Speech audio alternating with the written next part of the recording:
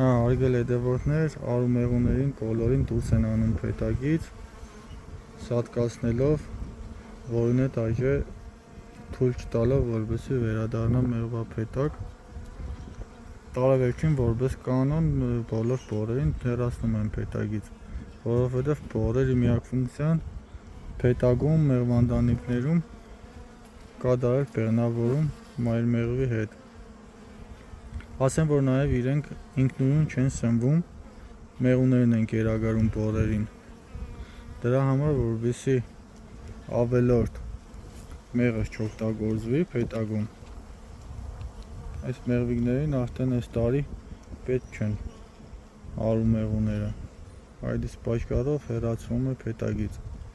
Իսկ արդեն գարնանը կրկին շարունակվում է բորերի ձվարկումը ու փետակները ապահովում է արումեղուներով։